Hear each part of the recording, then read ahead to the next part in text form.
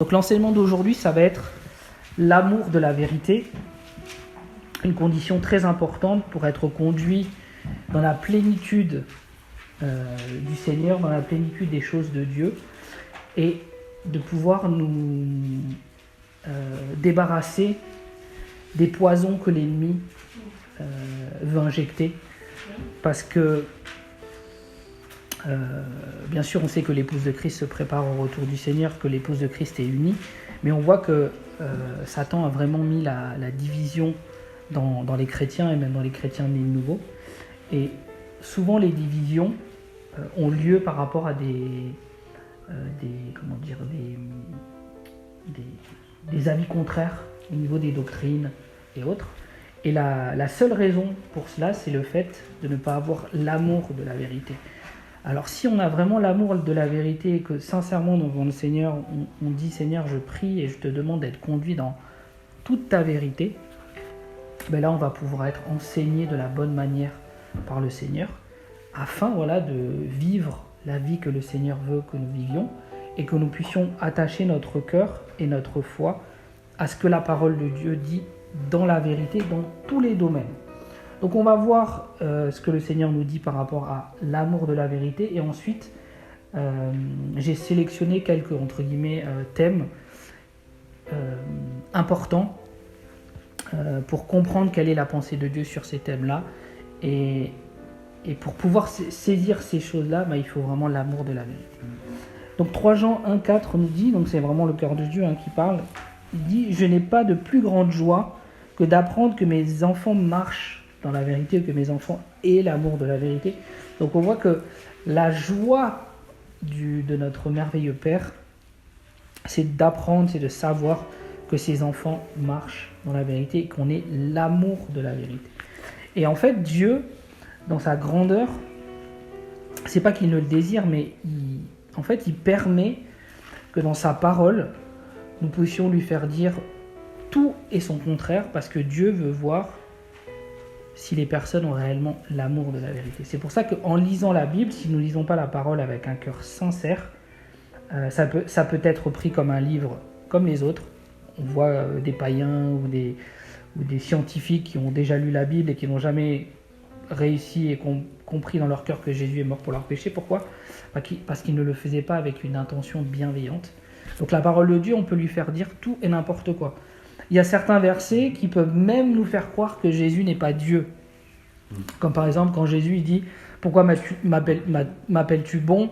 Il n'y a de bon que Dieu le Père. » Mais ça, en fait, on peut le saisir qu'en comprenant que Jésus il disait cette parole parce qu'il était aussi homme. Mais si on n'a pas cet amour de la vérité, on peut faire dire le contraire à la parole et même dire que Jésus lui-même a dit qu'il n'était pas Dieu. Donc c'est pour ça que c'est important d'avoir vraiment cet amour de la vérité afin de pouvoir marcher, comprendre, saisir tout ce que le Seigneur veut nous dire par sa parole. Alors ensuite, on va aller dans Jean 8, verset 30. Jean 8, verset 30, nous dit...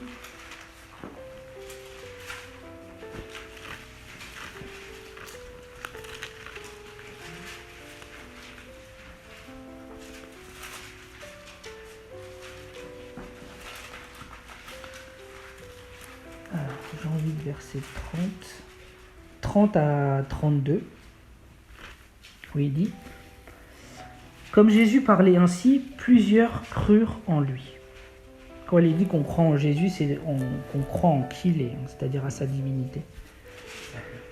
Et il dit aux Juifs qui avaient cru en lui, donc on voit qu'il y a des Juifs qui peuvent être amenés à croire en Jésus, donc c'est faux de penser que Dieu a mis un esprit d'assoupissement sur les Juifs. En fait, les Juifs sont assoupis parce qu'ils ne cherchent pas réellement Dieu. Parce que Jésus dit « Celui qui me cherche me trouve ». Donc un Juif qui cherche sincèrement Dieu va trouver Jésus. Quand Jésus dit qu'il leur a envoyé un esprit d'assoupissement, c'est qu'il est dit parce qu'ils n'honorent pas Dieu de leur cœur, mais uniquement des lèvres. Donc Dieu voit les cœurs et il voit que les Juifs, comme les païens, ne cherchent pas réellement à connaître Dieu, donc Dieu les laisse dans leur assoupissement. Mais ce n'est pas Dieu qui envoie une puissance d'assoupissement, parce que notre Dieu, c'est pas la manière d'agir de notre Dieu. Il est dit, si vous demeurez dans ma parole, vous êtes vraiment mes disciples. Donc c'est aussi, si vous demeurez dans ma parole, si vous avez l'amour de la vérité, vous êtes vraiment mes disciples. On sait que Dieu ne veut pas faire simplement des convertis, parce que tout le monde a envie d'échapper à l'enfer, mais c'est pas ça que le Seigneur désire au plus profond de son cœur. Bien sûr, il est content quand une âme se tourne vers lui, mais ce que le Seigneur désire, c'est des disciples. C'est pour ça qu'il est dit dans Matthieu 28, faites de toutes les nations des disciples. Donc ce que le Seigneur désire, ce sont des disciples. Et le disciple, qu'est-ce qui se passe pour le disciple ? Le disciple va connaître la vérité parce qu'il désire la vérité et parce qu'il a l'amour de cette vérité. Et cette vérité, qu'est-ce qu'elle va amener ? Elle va amener un affranchissement. Affranchi, ça veut dire être libre. Et affranchi, c'est ne pas être soumis à. Donc le fait d'être dans la vérité, d'avoir l'amour de la vérité, nous permet de ne pas être soumis au diable. Ne pas être soumis au poison qui veut nous injecter par les moyens de la ruse et de la séduction pour nous tenir. Parce qu'il sait que à chaque fois qu'il arrive à nous faire croire à un mensonge, même sous vérité biblique et évangélique, il nous tient sur ce domaine-là. Donc l'amour de la vérité nous permet d'être affranchis de l'ennemi, mais être aussi affranchis du péché. Parce que plus on va marcher dans la vérité de la parole, et plus il va y avoir une œuvre de sanctification en nous, une œuvre dans notre âme.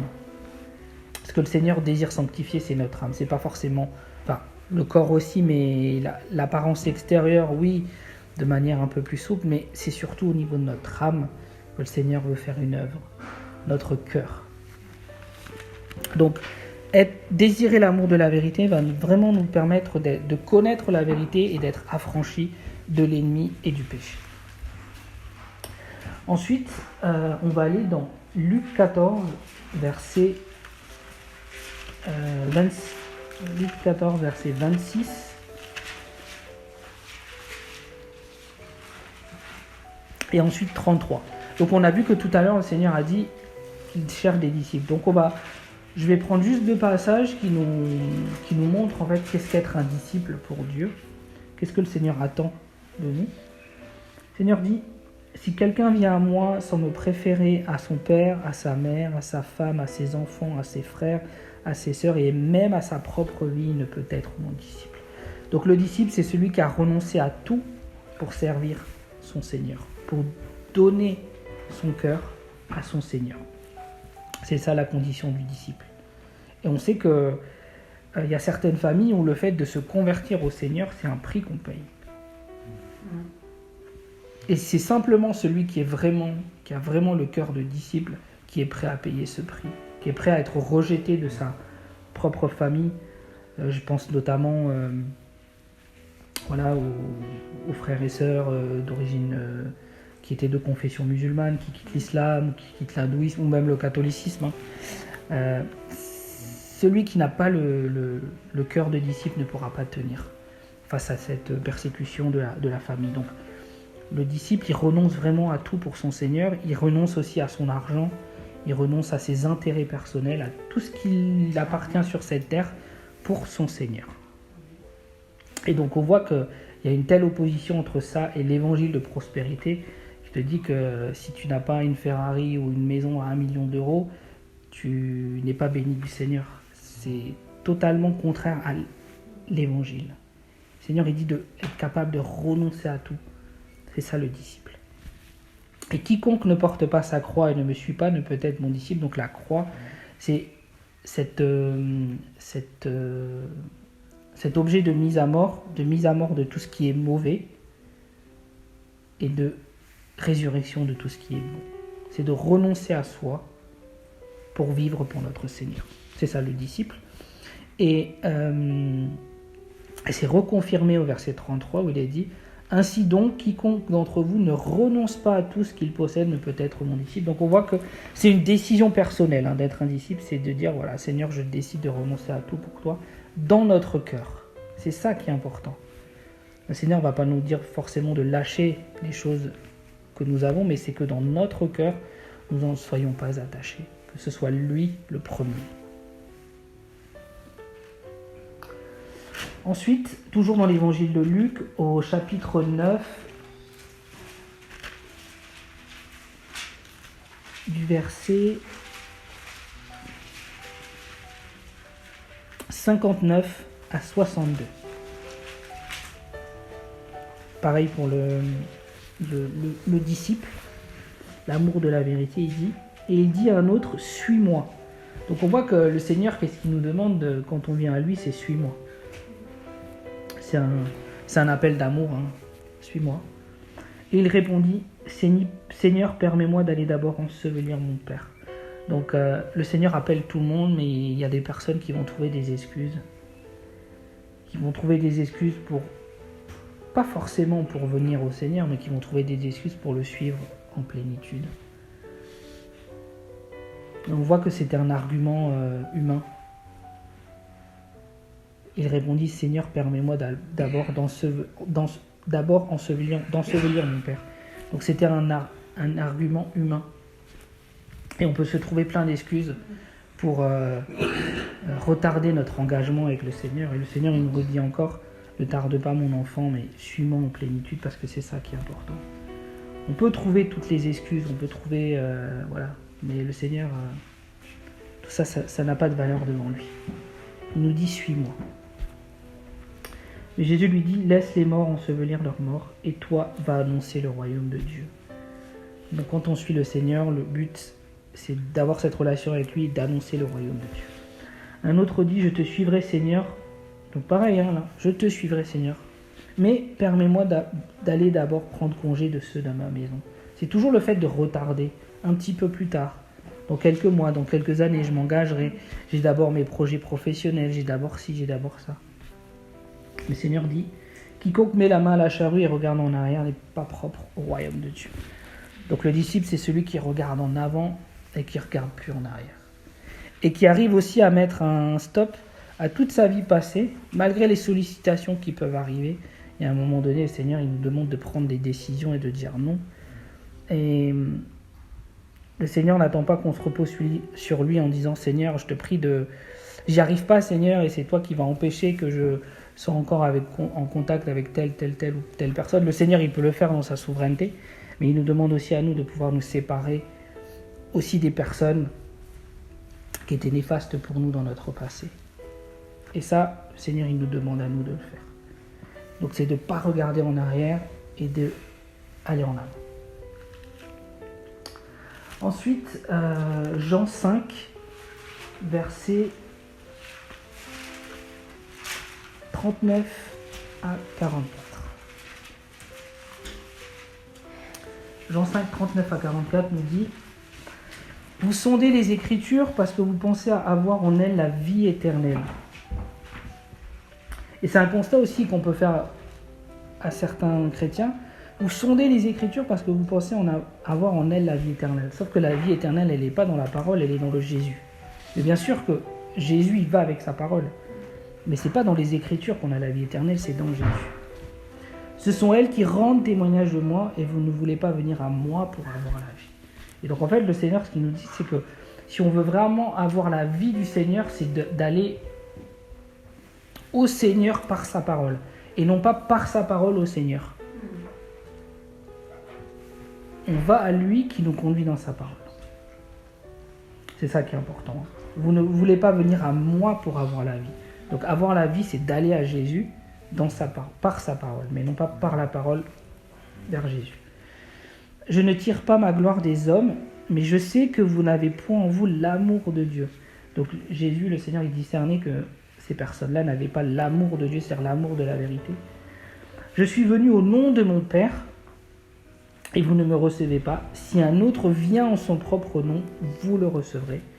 Et donc si un autre vient en son propre nom, ça parle bien sûr de l'Antichrist, mais ça parle aussi de tous les faux prophètes, de toutes les fausses religions, où en fait les hommes se sont séduits parce qu'ils n'ont pas l'amour de Dieu en eux. Et on le voit, parce que si on a réellement l'amour de Dieu, on est conduit par le Seigneur dans toute la vérité.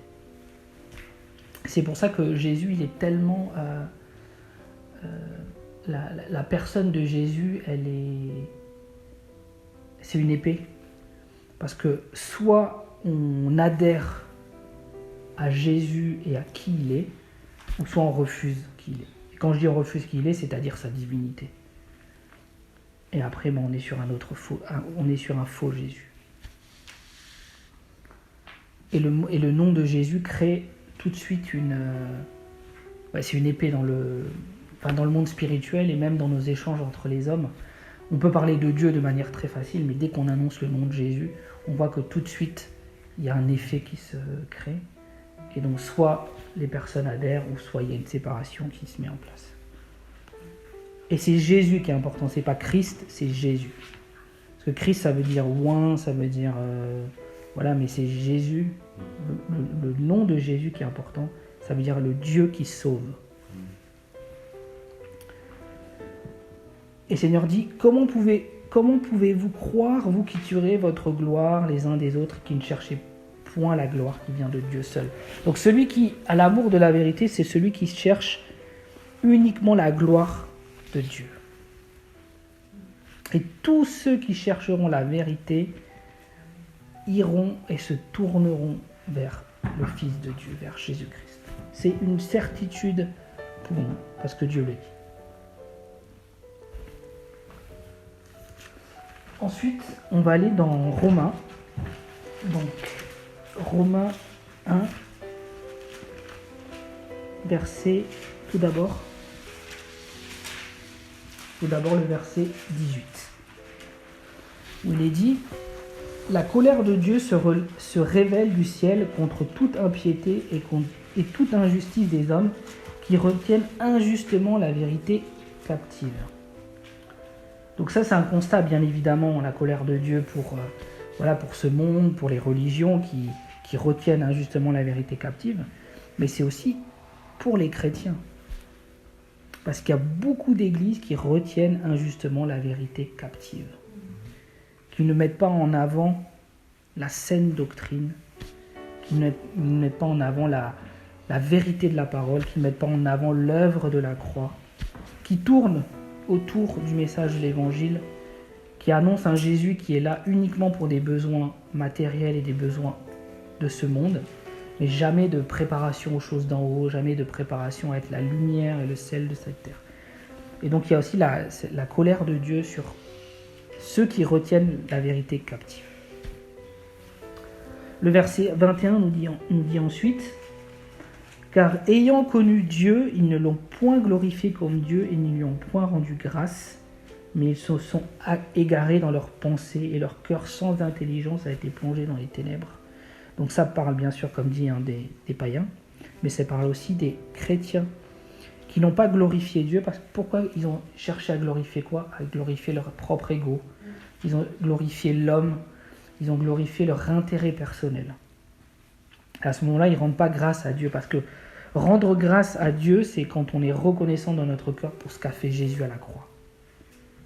C'est pas pour le reste, c'est pas pour toutes les bénédictions qu'on peut avoir. Merci Seigneur si on les a. Mais la réelle grâce, c'est cette reconnaissance pour le prix payé par notre Seigneur. Et à cause de cela, ils se sont égarés dans leurs pensées et leur cœur sans intelligence a été plongé dans les ténèbres.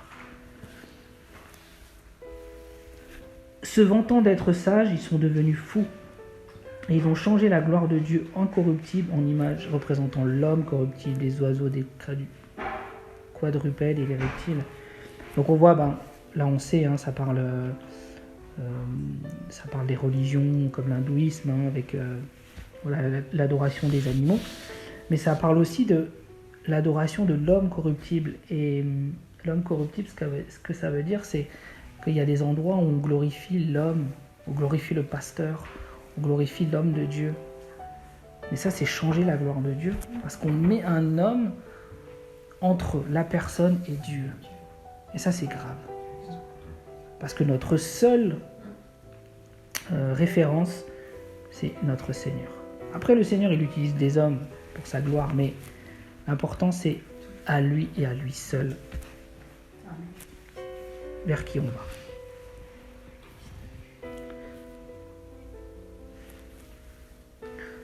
Versets 24 et 25 nous dit « C'est pourquoi Dieu les a livrés à l'impureté selon les convoitises de leur cœur, Ainsi, ils déshonorent eux-mêmes leur propre corps, eux qui ont changé la vérité de Dieu en mensonge et qui ont adoré et servi la créature au lieu du Créateur, qui est béni éternellement. C'est pourquoi Dieu les a livrés à l'impureté. C'est-à-dire que Dieu, il laisse ces gens-là se livrer à l'impureté, les convoitises du cœur. Donc on voit que ceux qui ne cherchent pas réellement Dieu dans la vérité, ils sont remplis de convoitises dans leur cœur. Ils ont une apparence extérieure qui paraît très religieuse, mais leur cœur, il n'est pas changé. Et c'est pour ça, en fait, que le Seigneur, ce qu'il attend en premier, c'est pas de changer notre apparence extérieure, mais c'est de changer notre cœur. Que quand quelqu'un nous fait du mal, que dans notre cœur, nous ne puissions pas le maudire, mais qu'on puissions le bénir. C'est ça, en fait. Ainsi, ils déshonorent eux-mêmes leur propre corps, eux qui ont changé la vérité de Dieu en mensonge. Et malheureusement, il se passe ces choses-là aussi dans l'Église. Ils changent la vérité de Dieu en mensonge et ils adorent la créature. Donc ils adorent l'homme. Ensuite, du verset 28 à 31, il est dit « Comme ils ne se sont pas souciés de connaître Dieu, Dieu les a livrés à leur sens réprouvé. » Ça veut dire aussi que celui qui se souille davantage. Si on ne se soucie pas de connaître Dieu en tant qu'enfant du Seigneur, Dieu il laisse en fait dans les sens réprouvés pour commettre des choses indignes, étant rempli de toute espèce d'injustice, de méchanceté. La méchanceté, ça veut dire c'est le manque d'amour qu'il peut y avoir et de compassion dans l'Église de Christ. De cupidité. On voit le cupidité, c'est l'argent. Une fois, moi, j'ai entendu un pasteur qui a dit un jour, je suis sûr que vous viendrez dans cette église avec une Ferrari. Moi, ça m'a choqué. Mais en même temps, je me suis dit, en fait, c'est la cupidité. En fait, on vend notre Seigneur pour des intérêts matériels. Et ça, c'est pourquoi ? C'est parce qu'ils ne se sont pas souciés de connaître Dieu. Alors Dieu les laisse dans cette faux évangile qui vient tout droit de l'enfer. De malice, plein d'envie, de meurtre, de querelles, de ruse, de malignité, rapporteurs, médisants, impies, arrogants, l'orgueil. Moi, je suis un homme de Dieu, moi, je suis une femme de Dieu. Toi, t'es rien, moi, je suis au-dessus de toi. Tout ça, c'est ingénieux au mal, rebelle aux parents, dépourvu d'intelligence, de loyauté, d'affection naturelle, de miséricorde. Donc, on voit que ces choses-là ne s'appliquent pas simplement pour les païens, mais s'appliquent aussi pour les chrétiens. Donc, on voit vraiment l'importance pour nous de se soucier de connaître Dieu et de chercher la vérité, afin que notre cœur puisse être vraiment lavé par le Seigneur. Ensuite, on va aller dans 2 Thessaloniciens 2, verset 3. 2 Thessaloniciens 2, verset 3. Il est dit, à partir du verset 2, de ne pas vous laisser facilement ébranler dans votre bon sens et de ne pas vous laisser troubler soit par quelque inspiration, soit par une parole ou par une lettre qui semblerait venir de nous, comme si le jour du Seigneur était déjà là. Donc l'amour de la vérité nous dit, dans tous les cas, on ne saura jamais quel est le jour où le Seigneur va revenir. Le Seigneur on n'est pas dans les ténèbres pour que ce jour nous surprenne, donc le Seigneur va nous préparer, mais on ne peut pas savoir quand le Seigneur va venir. Il est clairement dit. Donc voilà, on sait qu'il y a quelques années, il y avait un fameux personnage qui avait donné la date du retour du Seigneur. Toutes ces choses-là, on met à la poubelle.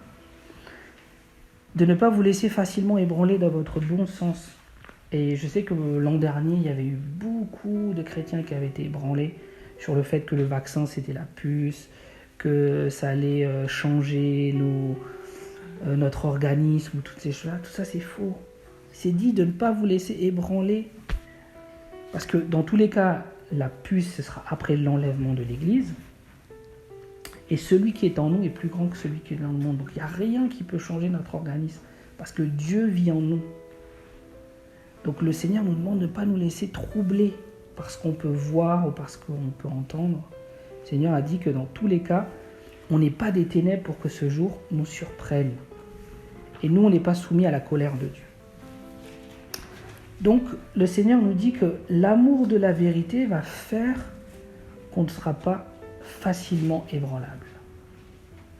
Par des lettres, par des inspirations, mais aussi par ce qu'on va voir par les médias.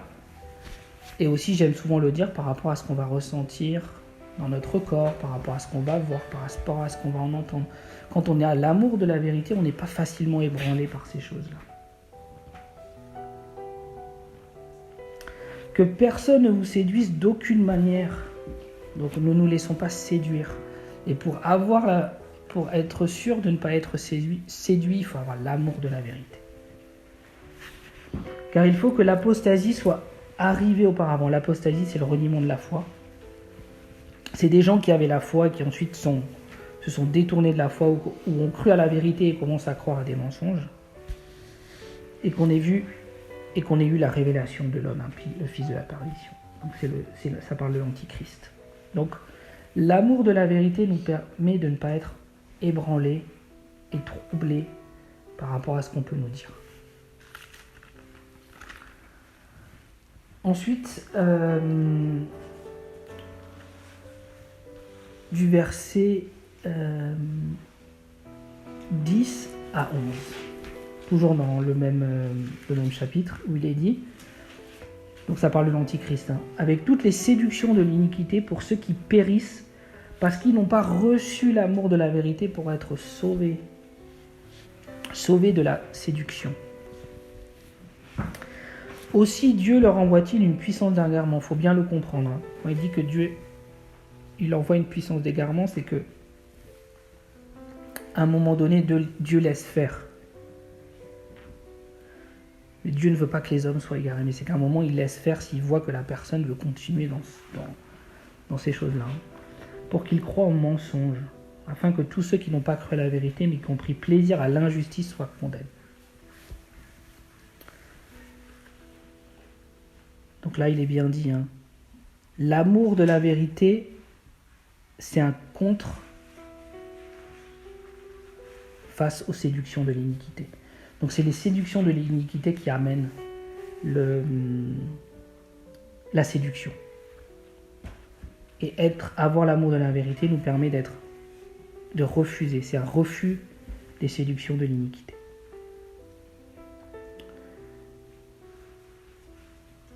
Comme par exemple tous les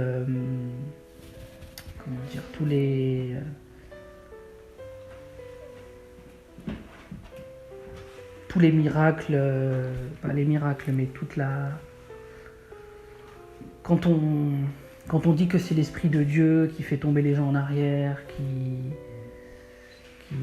fait que voilà, ils sont allongés pendant 10-15 minutes, et on dit que c'est Dieu, le repos de l'Esprit, tout ça c'est faux.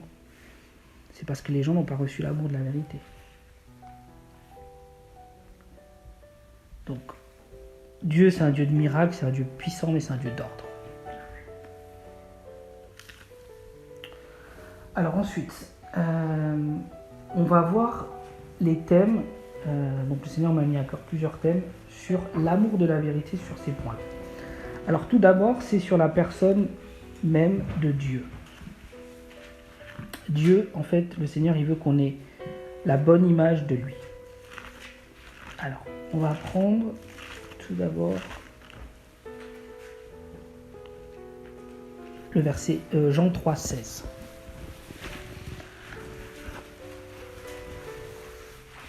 Dieu, il veut qu'on ait l'image, la bonne image de lui, pour nous libérer du légalisme et pour nous libérer de l'hypergrâce, pour nous libérer de la crainte dans la peur et pour nous conduire dans la crainte dans l'amour.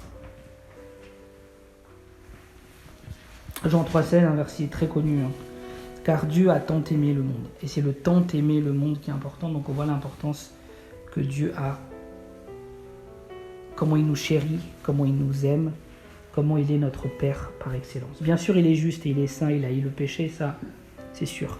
Mais ce que le Seigneur veut nous dire, c'est que cet amour fait que si nous avons un cœur vraiment dévoué pour lui, nous n'avons pas de crainte à avoir. Pas de crainte dans la peur, je veux dire. On a la sainte crainte dans l'amour. Mais si notre cœur est dévoué au Seigneur et qu'on a l'amour de la vérité, on sera protégé des séductions de l'iniquité et on va pouvoir connaître notre Dieu de la bonne manière. C'est-à-dire d'un Père qui est aimant, qui est bon et qui veut nous faire du bien. Et qui ne demande aucune condition pour nous faire du bien, à part le fait de lui faire confiance.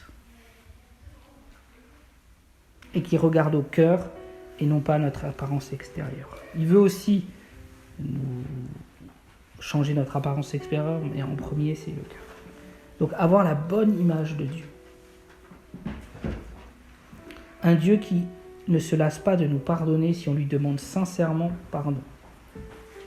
Si on lui demande sincèrement pardon, il ne se lasse pas de nous pardonner.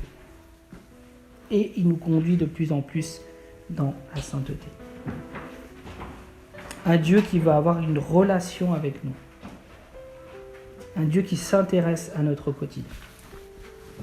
Donc, la bonne image de Dieu. Ensuite, le Seigneur, ce qu'il attend, donc après qu'on ait réussi à vraiment saisir la personne de Dieu, et la personne de Dieu, c'est aussi cette unité Père, Fils et Saint-Esprit. Bien pouvoir saisir, Seigneur, qu'est-ce que tu veux dire par Père, Fils et Saint-Esprit? Un Dieu unique qui se manifeste de trois façons distinctes et éternelles, avec chacun son rôle, mais égaux, uniques et divins. Donc on voit que rien que sur la personne de Dieu, il y a tellement de doctrines différentes, d'enseignements différents, mais parce qu'il n'y a pas l'amour de la vérité. Mais si on a l'amour de la vérité, sur la personne de Dieu lui-même, on arrive à comprendre le Père, le Fils et le Saint-Esprit. Ensuite, ce que le Seigneur veut, c'est par rapport à l'Église. Donc, le Seigneur attend des choses assez particulières par rapport à l'Église. Donc, on va aller dans...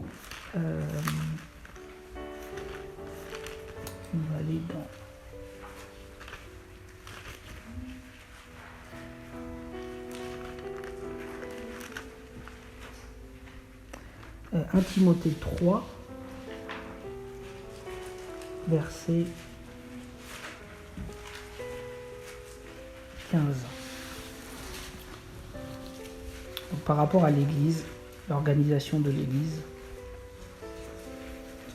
il est dit: « Mais si je tarde, tu sauras comment il faut se conduire dans la maison de Dieu, qui est l'Église du Dieu vivant, la colonne et l'appui de la vérité. » Donc après, juste avant, le Seigneur il donne des exemples de qualification des responsables.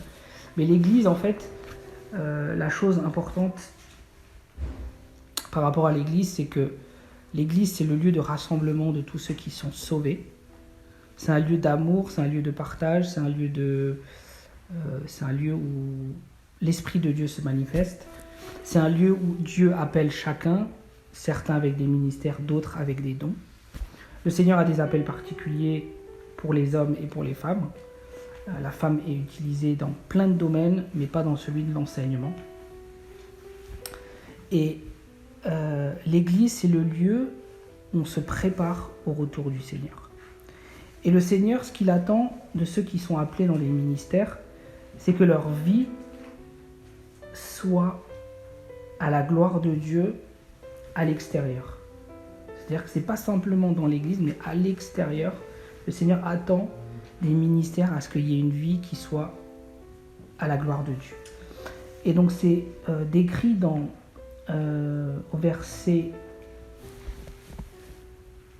du verset 2 au verset 6. Bon, ça parle, comme dit, des évêques, mais c'est aussi pour chacun de nous.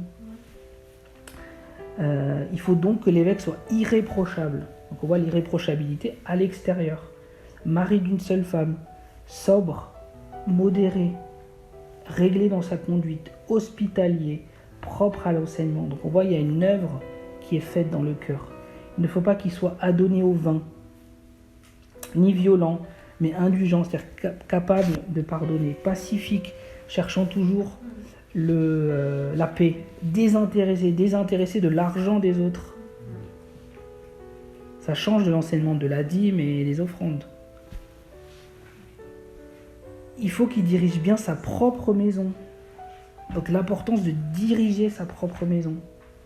Et qu'il tienne ses enfants dans la soumission dans une parfaite honnêteté. Donc on voit que c'est aussi en tant que rôle de papa, de donner une bonne éducation à ses enfants et de les tenir dans la soumission, de ne pas avoir des enfants rebelles. Car si quelqu'un ne sait pas diriger sa propre maison, comment prendra-t-il soin de l'Église de Dieu? Et donc on voit que le but aussi de l'Église, c'est de savoir prendre soin les uns des autres. Et il ne faut pas qu'il soit à nouveau converti, ça c'est par rapport à l'appel d'évêque. Donc on voit ce que le Seigneur attend de nous par rapport à l'Église. Ensuite, par rapport à la famille. Donc par rapport à la famille, donc on sait que dans le couple, la volonté de Dieu, c'est le mariage entre un homme et une femme qui n'ont jamais été mariés. Entre un homme et une femme qui n'ont jamais été mariés. Et le Seigneur, si chacun a l'amour de la vérité, le Seigneur va conduire le mari à avoir une autorité, mais une autorité dans la paix, une autorité dans l'amour, comme notre Seigneur. Et il va conduire l'épouse à avoir ce cœur doux et paisible. Donc le Seigneur, il veut vraiment conduire chacun, et c'est l'importance que chacun ait sa relation avec le Seigneur pour que ça fonctionne dans le couple.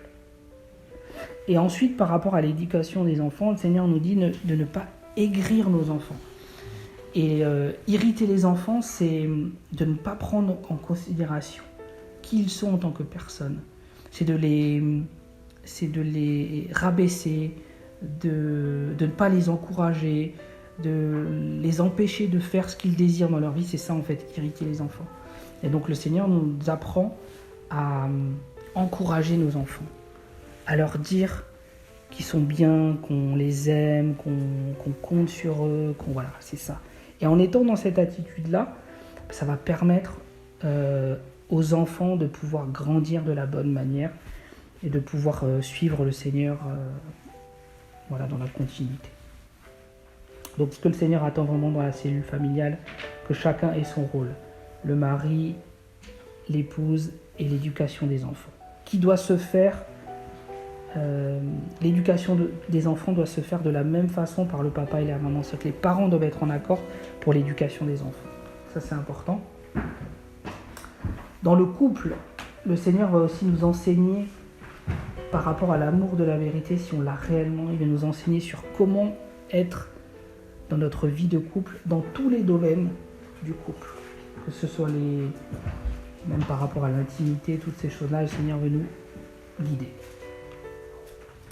Ensuite, ce qui est important pour le Seigneur, c'est l'attitude qu'on doit adopter à l'extérieur. Le Seigneur ne nous demande pas de nous défendre quand on est attaqué, mais d'apprendre à se remettre à lui. Le Seigneur nous dit que c'est lui qui est notre justice et c'est lui qui est notre vengeance. Quand on est maltraité, quand on est volé, quand on est moqué, le Seigneur ne nous demande pas d'utiliser les moyens humains contre ces choses-là, mais d'apprendre du Seigneur à pouvoir lui faire confiance, à ce que lui nous fasse justice. Ensuite, on va voir des points importants par rapport à des doctrines. Donc tout d'abord, la doctrine du salut. Alors la doctrine du salut, on va aller dans Romains.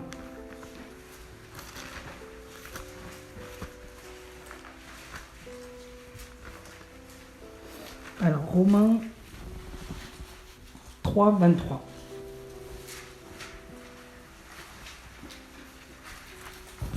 Si quelqu'un nous demande, est-ce que tu penses que si Hitler s'était repenti, le Seigneur lui aurait pardonné, on peut être sûr, on devrait devoir dire oui, bien sûr. Parce que le salut, il est uniquement par la foi. Romains 3, 23 qui nous dit, car tous ont péché et sont privés de la gloire de Dieu. On est tous privés de la gloire de Dieu avant de connaître le Seigneur. Bien sûr qu'il y a des péchés qui sont plus graves, mais tous nos péchés nous déconnectent de Dieu. Donc le salut, il est acquis uniquement par ce que Jésus l'a accompli à la croix pour nous. Car tous ont péché et sont privés de la gloire de Dieu et sont gratuitement justifiés par sa grâce, par le moyen de la rédemption qui est en Jésus-Christ. Donc le salut, j'insiste bien parce que souvent, peut y avoir une racine des œuvres qui va avec, mais le salut, il est uniquement par la grâce, c'est-à-dire que le pire des criminels qui se repent ou le pire des satanistes qui se repent, il est pardonné. Au même titre. Voilà, on voit le brigand sur la croix. Donc ça, c'est un exemple clair, voilà, de l'amour de Dieu et de ce salut qui est offert à tous les hommes, même aux pires, même aux pédophiles, aux satanistes, au pire des francs-maçons. Le salut, il est offert parce qu'on est sauvé, on est gratuitement justifié par Jésus. Donc ça, c'est important, le salut. Ensuite, par rapport à la foi, parce que la foi, on en fait quelque chose de très, quelque chose un peu d'inaccessible. Et le Seigneur, il nous dit simplement, il nous rappelle aujourd'hui, dans Romains 12, verset 3, la deuxième partie du verset 3, la parole de Dieu nous dit: selon la mesure de foi que Dieu a départie à chacun, c'est-à-dire que Dieu a déjà mis en nous cette mesure de foi, nous avons déjà la foi nécessaire. On n'a pas besoin de demander à Dieu qu'il nous donne plus de foi. La foi qu'il nous a donnée nous suffit à recevoir tout ce que le Seigneur veut nous donner. On a juste besoin de mettre cette foi dans la parole de Dieu. Mais on a déjà la foi nécessaire qui déplace les montagnes. Donc rien qui se passe dans notre vie est trop dur à supporter. C'est possible avec le Seigneur. Ensuite, par rapport aux prières. Alors, au niveau des prières, on va aller dans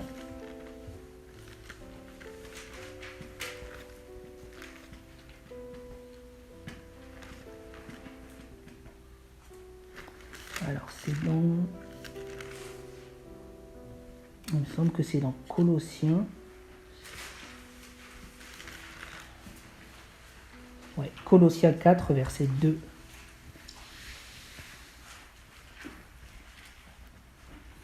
Colossiens 4, verset 2, il dit: persévérez dans la prière. Et ça, souvent, c'est mal compris. C'est soyez dévoués dans la prière. Soyez fermes dans la prière. Donc, ça ne veut pas dire de prier toujours pour la même chose, mais c'est de prier pour les différentes choses que le Seigneur va nous mettre à cœur. Mais soyons dévoués dans la prière. Parce qu'une prière de foi, au moment où elle est faite, dans le monde invisible, c'est déjà fait, dans le monde spirituel, c'est déjà fait, et après, on attend juste la manifestation dans la tranquillité parce qu'on sait que c'est fait. C'est ça, hein, persévérer dans la prière, soyez dévoués dans la prière. Donc le Seigneur, on peut demander au Seigneur: apprends-moi, Seigneur, à prier de la bonne manière, afin que mes prières soient effectives. Il est dit que si on demande quelque chose selon sa volonté, il nous écoute et nous possédons la chose. Ensuite, par rapport au baptême, les différents baptêmes. Donc il y a un moment dans l'hébreu, il est dit, je ne veux pas reposer les fondements qui ont déjà été posés, mais sur la doctrine des baptêmes, on va juste reprendre, c'est important. L'amour de la vérité, le baptême d'eau, donc le baptême par immersion qui représente notre mort et notre résurrection en Jésus, et le baptême du Saint-Esprit. Et il y a par rapport au baptême du Saint-Esprit tellement de doctrines différentes. Et j'avais vraiment à cœur de réinsister sur le parler en langue aujourd'hui, pour l'utiliser vraiment de la bonne manière. Alors tout d'abord, on va aller dans Marc 16, pour que ce soit vraiment clair aujourd'hui dans notre cœur.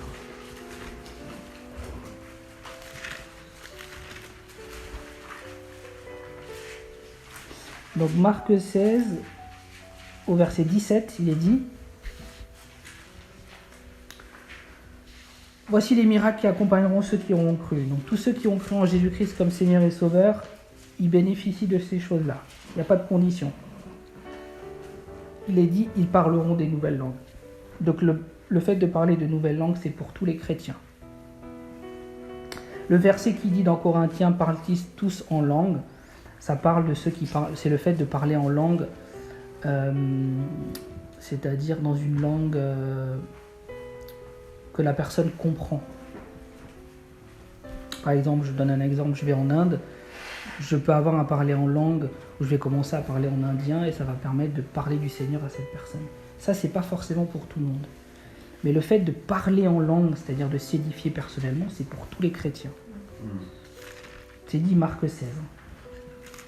1 Corinthiens 14 dit « Je désire que vous parliez tous en langue ». Donc la volonté de Dieu, c'est qu'on parle tous en langue et qu'on s'édifie personnellement. Par contre, le parler en langue, c'est pas quelque chose qu'on fait en public. Alors, quand je dis en public, on peut le faire à voix basse, mais c'est pas quelque chose qu'on fait comme ça que tout le monde puisse entendre, parce que c'est pour une édification personnelle. La seule fois où on peut le faire, c'est qu'il y a quelqu'un en face qui a le don d'interpréter ce parler en langue. Sinon, le parler en langue, c'est dans notre intimité. Et comme notre Seigneur, c'est un Dieu de foi, il attend de nous, au moment où on lui demande de parler en langue, qu'on puisse par nous-mêmes faire un acte de foi et ouvrir notre bouche. Parce que la foi, elle est agissante. Donc le Seigneur nous demande d'ouvrir la bouche après avoir demandé le Saint-Esprit. Et c'est un acte de foi qu'on pose et Dieu, il agrée la foi. Ensuite, par rapport à la loi. Donc la loi, on va prendre Romains 10, verset 4. Romains 10, verset 4 nous dit «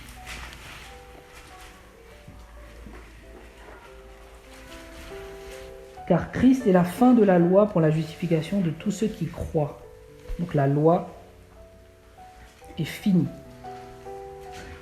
Et on est maintenant dans la grâce. C'est-à-dire qu'on peut manger de tout, on peut s'habiller comme on veut de manière décente. Tous les jours sont les jours du Seigneur. Voilà, c'est ça. C'est que on est libéré du poids de la loi pour être dans la liberté des enfants de Christ. Mais la liberté de Christ, ça ne nous appelle pas non plus à faire tout et n'importe quoi, parce qu'il est dit de ne pas faire de cette liberté un prétexte pour vivre dans la chair. La grâce, elle nous conduit à des choses encore plus profondes que la loi. Mais on est libre par la grâce.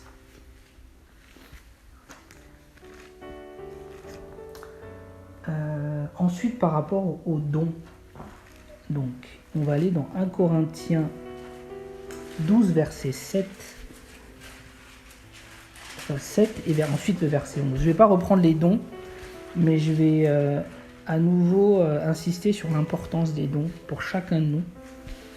Où il est dit « Or, à chacun la manifestation de l'Esprit est donnée pour l'utilité commune. » Donc, le désir des dons, c'est toujours pour l'utilité de mes frères et de mes sœurs. Si on est dans cette attitude pour demander les dons au Seigneur, on est dans la bonne attitude. Seigneur, je désire les dons pour mes frères et sœurs, pour leur faire du bien. Et comme c'est une prière selon la volonté, quand on demande au Seigneur les dons, on croit que le Seigneur nous a répondu, et ensuite on va les manifester très rapidement. On n'a pas besoin de convaincre Dieu de nous les donner. Un seul et même esprit opère toutes ces choses, donc c'est le Saint-Esprit qui est à la tête des dons, de la distribution des dons, à chacun en particulier comme il veut, donc c'est le Saint-Esprit qui décide comment il donne à chacun. Mais Dieu n'exclut personne. Donc chacun de mes frères et sœurs ici peuvent manifester les dons. Voilà, et je vais finir par le retour du Seigneur. Alors, je vais prendre le passage dans Thessaloniciens.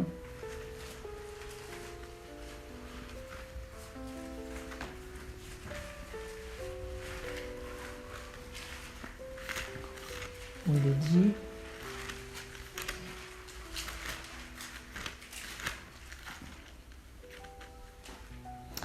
de 1 Thessaloniciens 1 verset 10.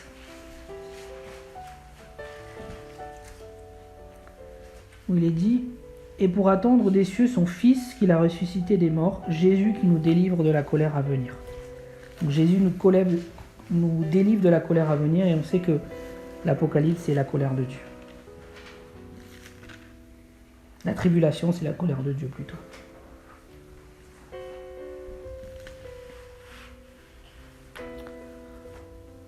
Ensuite, 2 Thessaloniciens 2, verset 3, je l'avais déjà lu tout à l'heure, mais là il est dit, et qu'on ait eu la révélation de l'homme impie. Donc la révélation de l'homme impie, l'enlèvement de l'Église ne peut pas avoir lieu avant. Il faut qu'on ait cette révélation de l'homme impie. Et maintenant, vous savez ce qui le retient, donc on sait que ce qui le retient, c'est l'Église. Et l'Église qui est remplie de l'Esprit. C'est ce qu'il est dit. Et maintenant, vous savez ce qui le retient, afin qu'il ne paraisse qu'en son temps. Il faut seulement que celui qui le retient encore ait disparu ou ait été enlevé. Et 1 Corinthiens 15 nous dit,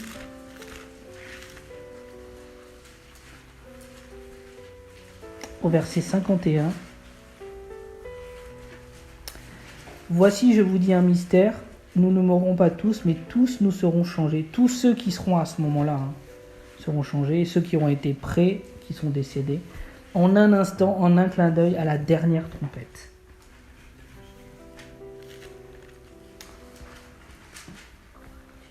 Alors je vais résumer ce que j'ai dit. Donc l'amour de la vérité, c'est vraiment quelque chose de très important. C'est quelque chose que le Seigneur nous demande d'avoir, et nous demande de désirer cet amour de la vérité pour être conduit à connaître Dieu comment il est, à être conduit dans la sainteté et dans toutes les doctrines véritables, afin de ne laisser à l'ennemi aucun avantage sur nous et à nous débarrasser de tout poison, à être affranchi de Satan, à être affranchi de ses démons, à être affranchi de tout lien et à être affranchi du péché. Ce que le Seigneur regarde, c'est notre cœur en premier. Il attend à ce qu'on soit dévoué pour lui. Il désire qu'on ait l'amour de la vérité aussi pour être ses disciples et pour conduire des personnes à être des disciples. Le Seigneur désire qu'on ait l'amour de la vérité pour qu'on puisse aussi être enlevé, c'est-à-dire être prêt à son retour. Le Seigneur attend de nous à ce qu'on ait l'amour de la vérité pour que notre vie, elle soit la gloire de Dieu, notre vie de couple, notre vie familiale, dans l'éducation de nos enfants, dans le mariage, dans notre communion fraternelle et dans l'Église, et dans les doctrines qui sont importantes, dans la gestion de l'argent, afin d'être prêt pour le retour de notre Seigneur. Amen.